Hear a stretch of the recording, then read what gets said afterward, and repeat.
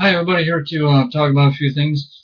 I read the other night that UFC/MMA is still banned in New York, and that brings a big smile to my face. I'm sure it pisses Dana White off, but Dana, you can't always get what you want. That's what I've learned in life, and I don't know Dana White's upbringing, his childhood, his parents, but it just seems like he's a person that always gets what he wants. Anytime another MMA organization's going under. He's right there to write the check out. He dominates pay-per-view. He dominates the TV ratings. He's very successful at taking his product worldwide. He wants to take over the world. That's cool. That's great. Let's see how long you know, that lasts. It didn't work out too well for Scarface, but it's like he just can't win the big one. He's just closest I think he's going to get with this product to New York/New York City. I know he really wants to put on a show at Madison Square Garden, but I think the closest he's going to get to either one, I think is Jersey City, and that's not a bad view of New York City. Over there's Washington Bridge. In front of that's the Statue of Liberty. In front of us is Brooklyn Bridge, and up there is the New Freedom Tower. And behind that is the Empire State Building. Uh, like I said, it's not a bad view if you ask me, and that's one border that Cain Velasquez is not going to be able to cross. But um, you know, might sound corny, but I do not want to see WWE give up that territory. In my opinion, New York is just, in my opinion, it's WWE's territory. Uh, like I said, I hate to see them give that up to UFC. That's one thing I would like, for WWE to always have in UFC will never have. That'd be cool with me. To be honest, I love both UFC and WWE. It's the only two sports I watch. I don't watch any other sport: basketball, baseball, football, soccer, tennis, golf. Um, no, I don't like none of those sports. But uh, just in my opinion, WrestleMania, WWE. Obviously, it all started with WrestleMania 1 at Madison Square Garden in 1985, and this year WrestleMania 29 took place at MetLife Stadium in New York City. I won't talk about that right now because I feel like I have to get that off my chest. My thoughts on it. Uh, Total of 8 matches. First four were okay. Nothing special. Felt like I was watching Monday Night Raw. A lot of people said WrestleMania 29 kicked off with match number 6, which was CM Punk versus Undertaker. I disagree. I believe WrestleMania 29 kicked off with match number 5, Alberto Del Rio versus Jack Swagger for the World Heavyweight Championship title. That was my personal favorite match of the night. If you ask me what was I most happiest that with what happened at WrestleMania 29, I'll say Alberto Del Rio winning the big one. I don't know if it's because he's a good guy or he's my favorite wrestler. I think he's a total package. He can wrestle. He's got submissions, maneuvers, everything. He's it. And I'm glad to see he's a good guy. It might also have something to do with. It kind of feels like WWE's kind of pointing back at UFC and saying, hey, we got our own Mexican champion. If you look at UFC, they got Cain Velasquez as a UFC heavyweight champion right now. And if you go back a few years ago, he was going to that match against Brock Lesnar. At the time, Brock was the heavyweight champion. If you look at the Countdown show, if you watched it, it was all about Cain. It was so annoying. I was like, oh my God, and yes, I did use the OMG words, but it was all about Cain, his heritage, his background, his father crossing the border illegally, working in the fields in California or wherever. It was so one-sided, and it was just like, I couldn't believe it. But nonetheless, the match, though, Del Rio's entrance was great. The match was great. The victory was just great. I loved it. Match number 6 was CM Punk versus Undertaker. Like I said, a lot of people said that was match of the night. I don't believe so. Great match. See, the thing they do with the Undertaker, they throw two things in the match.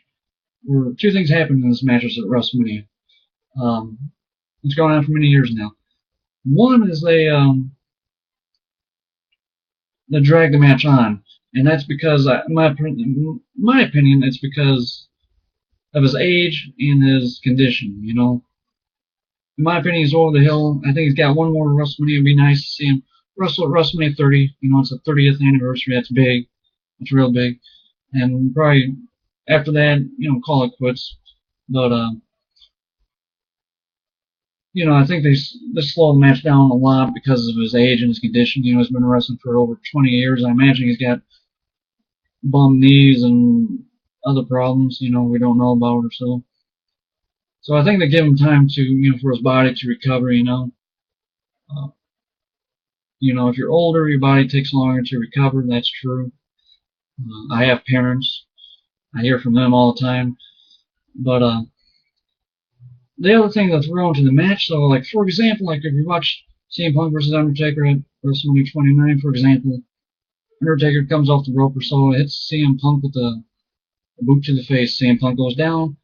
Undertaker falls on the ropes. I think it was like probably 10 seconds. You know, uh, but see, they do so much psychology uh, for his matches. You know, for WrestleMania. You know, leading up to the match, the build up and everything like that. So it's like, for example, like when that happened, like you know, you start getting chances of like CM Punk, Undertaker. You know, and there's a lot of chances like this is awesome. And, a lot of boos and ahs and more ahs, and you know, it's just like a simple boot to the face just caused like a lot of reactions, like fans' reaction. I remember, you know, so I think they throw that psychology into his matches to get the crowd, you know, an uproar, you know, so the downtime that is spent, you know, there's an uproar going on, so kind of um, balances the match out, you know. I've noticed, you know, it's smart, it works, but you know, Undertaker, he's not able nowadays to fly over the top rope like he used to. I mean, uh, he's not able to jump off the turnbuckle and do a leg drop through his opponent that's on the announcer's table like he did to Stone Cold back at SummerSlam '98. I think that was probably Undertaker's most memorable moment he's ever had in a match when he did that to Stone Cold. That was awesome. But I mean, you know, you get the same stuff with the Undertaker every year. I mean, he brings his A game.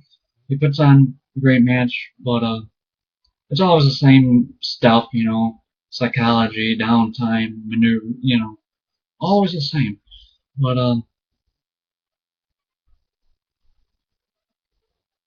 well, it does get old because I mean he's a great wrestler, not taking anything away from him. But the match was great. Uh,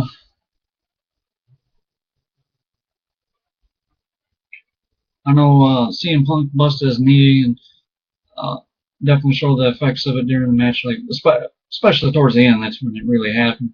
So they'll probably go on. They'll probably have a better match later on down the road. Maybe at WrestleMania 30.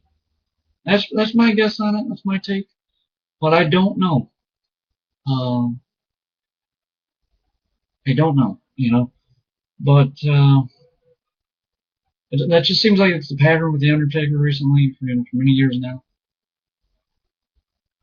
You know, he faced Shawn Michaels back-to-back WrestleManias, Triple H back-to-back WrestleManias. Like I said, it just seems like it's a pattern now. I don't know, but moving on. Match number 7 was Triple H versus Brock Lesnar in a no-holds-barred match. Um, a great match, nothing spectacular. Um, in my opinion, they just don't have good ring chemistry. I'm going to say that right now. Watching a match at SummerSlam last year, you know, back in 2002, and I know they just had a match at Extreme Rules, and then, you know, people were saying, well, you know, it was a good cage match. It wasn't a great cage match, but I didn't watch it, and I really have no interest in watching it. It's just I don't think they have good chemistry. Me personally, I just don't think Triple H belongs in there with Brock Lesnar. Brock Lesnar is just He's in his mid, what is it, 30s. Triple H is early 40s. But, you look at Triple H, he's just, I think he needs, I think he's probably got one more WrestleMania in him. Also, probably WrestleMania 30, and after that, I'll go on with his business career, But, I think he's in the worst shape I've ever seen him. He's all flabby and hairy, at least going into that match. I noticed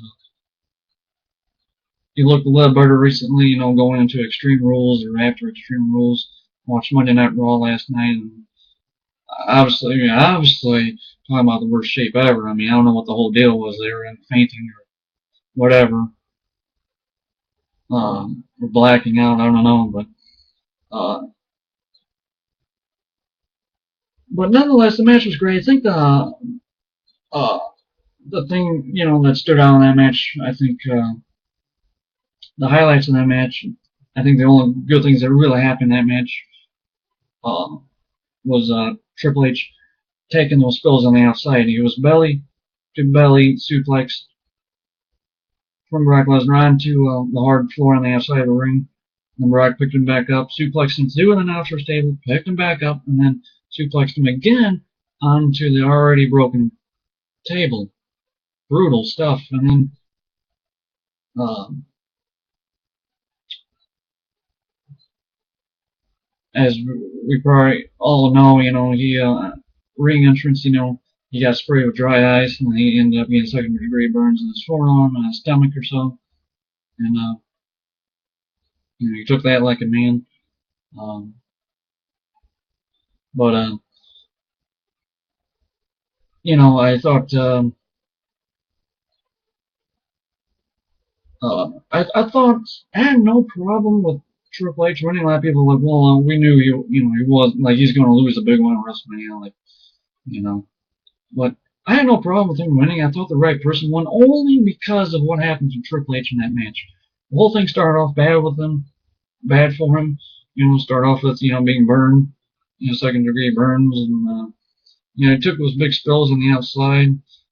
He took a chair shot and just he got pretty much pummeled the whole time. I had no problem with him winning the match. I felt like it was a deserving victory just because of what he went through in that match. And I think that I'll go ahead and say the coolest thing that happened in that match, in my opinion, or I'm got it wrong. Actually, I think the coolest entrance I've ever seen Triple H have was in that match. They always do cool things with Triple H when it comes to time to WrestleMania. His ring entrance, it's usually phenomenal, cool. But I think the coolest entrance ever happened at WrestleMania 29. Not him getting sprayed with dry ice, and but when he got on the ring on the side, and he's he's doing his pose, he pauses it or so, spits the water out, the spotlight shines down on him.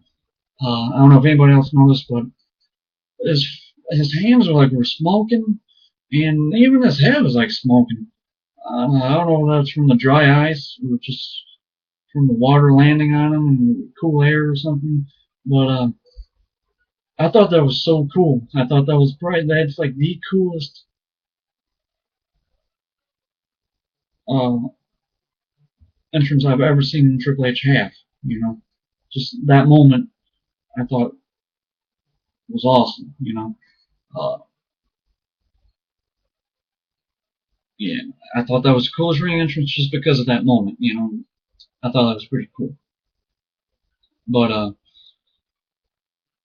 then moving on to the main event, WWE Championship match, Rock versus John Cena. Pretty much the only thing people agreed on with that match was that it was better than the one they had last year. Last year they had a lot of downtime, like it was 30 minutes long. That was a long match. This year was a little shorter. It was like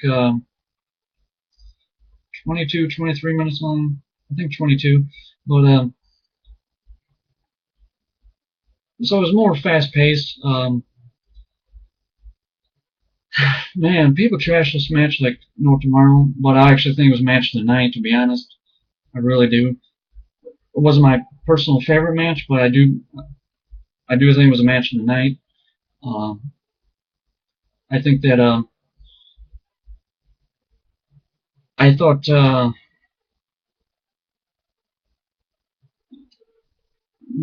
I just thought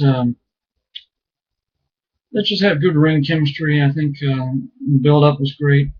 A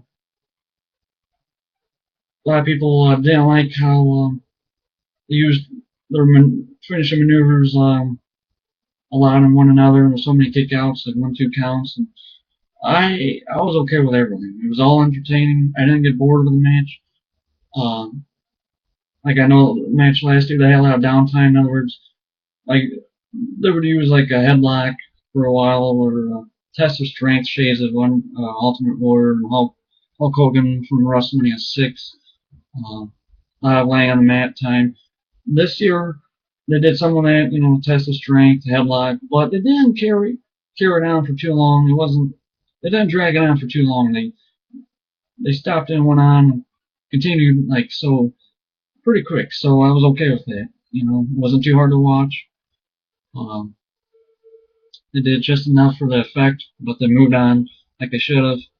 Uh, and with all the finishing maneuvers, like I said, 1-2 counts, I was okay with, because I tell you why. Because it's not like I knew Cena won, I knew the result, but it's not like I was sitting there on my couch and was like, okay, right now Cena's gonna win.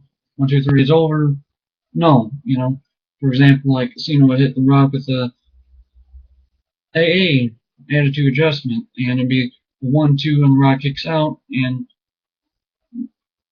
that shocked me. So many times that happened, and yeah, it got me. That's what a match is supposed to do. It's supposed to be twists and turns, and it's supposed to get you, and it got me. And I thought it was a great match, and it might be The Rock's last match. I heard an interview with him the other night. He was going on how during the match, happened down there in his pelvis area, pubic area, but this ripped off the bone and that torn, and this did like a 360-degree turn. I was thinking, wow, this guy really is The Rock, because if that was me, I'll pull my trunks down right there in the middle of the ring and be checking my stuff over. But yeah, I guess it ripped off his pelvis bone, a bunch of muscles and stuff, and ended up having to get surgery, like we all know. But I also had, even though it was obviously predictable, everybody knew Cena was going to win. I had no problem with it, because Cena, he's lost the last 2 WrestleManias, both in the main event. I know he had a tough year with a divorce. He won some matches, but then he lost some matches. I know he took a hell of a beating from Brock Lesnar. Uh,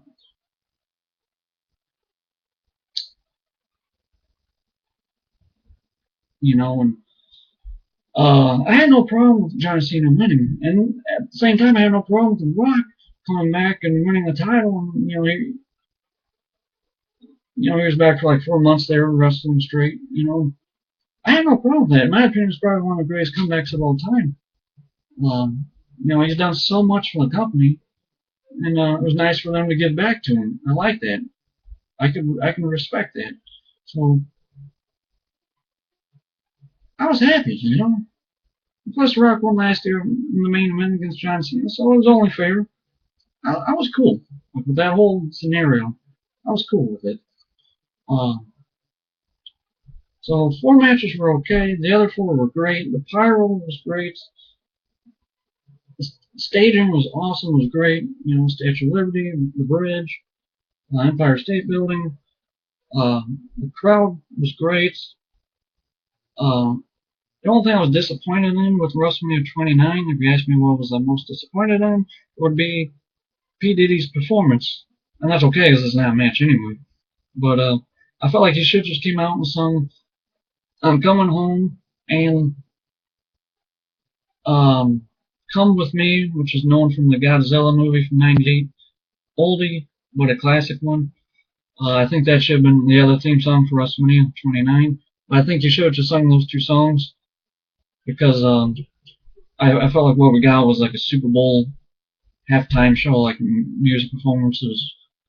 Hard to watch, sloppy, but overall, WrestleMania 29, um, I thought, it's not one of my personal favorites. My favorite top five are 17, 19, 24, 26, and 27. 27, I said yes.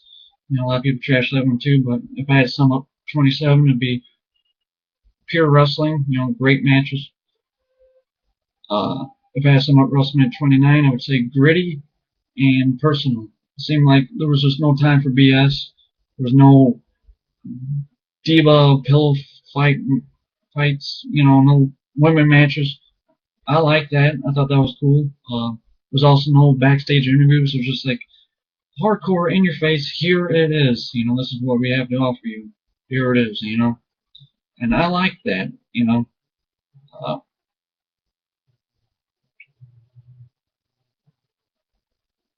but well, yeah, I think that pretty much sums it up. A lot of people are, they're like, well, buy WrestleMania 29, on Blu-ray if you have the extra cash. Yeah, I think those people are so down about WrestleMania 29 are probably the ones that bought it on pay-per-view, purchased it. And, I purchased WrestleMania 28. It's the only wrestling event I've ever purchased. Only WrestleMania ever. I'll never do that again just because uh, it could be still, it's hard to get your money's worth for $75 or something. That's just too much money. I mean, everything would have to be literally perfect. We don't live in a perfect world. So, I bought on Blu-ray and I think it's like one of the best things I've ever seen. Not, like I said, it wasn't a bad WrestleMania, it wasn't a great WrestleMania, but it was a good WrestleMania. But I think the downfall, I give it an 8 out of 10. I still give it a letter A, but I think the downfall for WrestleMania 29 is just uh, it was too predictable. But I think that pretty much sums it up. Uh, yeah, I would like to actually see. Obviously, they're at the end of the road. Triple H, The Rock, and Undertaker. They're pretty much I. They're pretty much at the end of the road. But I would like to see each of them perform one more time at WrestleMania 30, just because, like I said, it's the 30th anniversary. Like, that's huge. So I like to see that happen.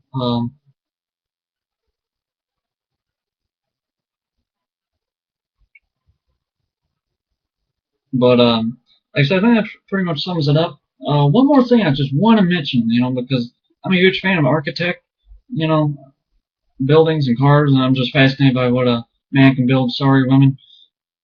But the Freedom Tower in New York City, I followed that for many years now. The whole construction and rebuilding of Ground Zero, and um, I think they should have just rebuilt the damn Twin Towers. Uh, It's a waste of years coming up with design. And came up with design, then I scratched that, and I came up with this new design. I've been building that since 2006 or something. But I know it just topped out like a few weeks ago. Antenna, I thought it was stupid. The whole thing was stupid. I think I like the Freedom Tower, but I think they should have built it up to the tower itself. Instead of stopping at 1,300 something feet, 56 feet or something like that. They should have just, and then adding the 408-foot tower or antenna, which I think looks tacky, because you see the tip of it, and the tip's like that, like a perfect triangle, but then it's like a narrow, almost like just like a pole going down. It's tacky. It looks so tacky, unfinished. I know they changed that antenna design, but I think they should have built Freedom Tower the total height of 1,776 feet. That would have been awesome. I've been okay with just the one tall tower, like that. I think they should have done that and then put the antenna on top of it or whatever, or shorten the antenna, whatever. But I think they should have built that Freedom Tower 1,776 feet. I think that would have been I think that would have looked a lot better, because from the photos I see, I'm like, well, that, especially from a distance, I'm like, well, that looks cool, but up close, I'm like, that's it. It don't look very tall, you know. But yeah, that tower, I don't get it. But also, I don't know if anybody noticed this, but like the one side of the building, they took down like they had the elevator going up, you know. It was like elevator shaft or whatever you want to call it, going up inside the building. Uh, I think they still have the one on the other side of the building going up, you know. But they took the one down on the one side, and they already filled it in with all the glass. But you look at it close, it's not the same glass. It's like it's a different kind of glass, and it doesn't match, and it's actually off centered. And it just bugs me. Like when I see that side of the building, you know, someone's filming. I catch videos all the time on YouTube, but I'm like, okay, that glass is different, and it's not even like going straight down. It's like one row off from being centered. It goes down. It's so effed up, man. The antenna, it's so shitty. And the other buildings I'd be cool whether they ever finish them. I know they're about to be done Tower 4, but like I said, I know that came out of the clear blue, but I just had to mention that because a lot of stuff I'm talking about has to do with New York City. So thanks for watching. Please comment, give me something to talk about. Obviously, I like to talk. Uh, give me something, please. Thank you.